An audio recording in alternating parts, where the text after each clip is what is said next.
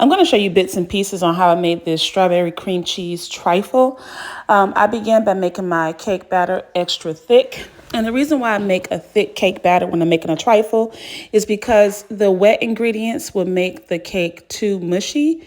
So in order to maintain the integrity of the cake, I make the batter a little bit thick. I also use room temperature ingredients. So if you're going to do any type of cake, make sure you sit your eggs and butter out. If you're using butter, I almost always use butter in my cakes. And if you're going to use cream cheese, make sure your cream cheese is also at room temperature.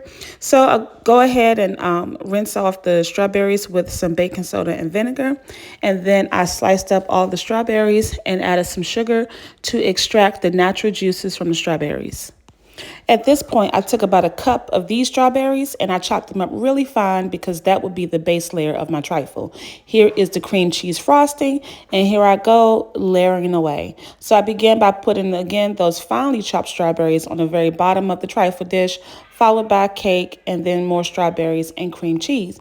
And then I'm carefully going around the edges of that trifle dish, making sure that the strawberries are presented very beautifully because the outside of a trifle dish really sells the cake. Now, I'm using a 6-inch plate to make a mold for my cake.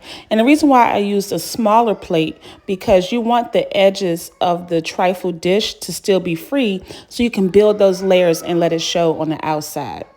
I'm just layering some more of the finely chopped strawberries in the center of the trifle. And then I followed up with, again, another layer of cake, strawberries, trifle. And you just want to keep going all the way to the top. When I reached the top, I sealed it with some cake crumbles, and then I put the final layer as a smear of the cream cheese frosting, followed by some strawberries in the center for the presentation on top. This was a hit. We took this over to a friend's house. They celebrated Feast of Dedication, which is also known as Hanukkah, and I got good feedback on it. Isn't she lovely and so pretty?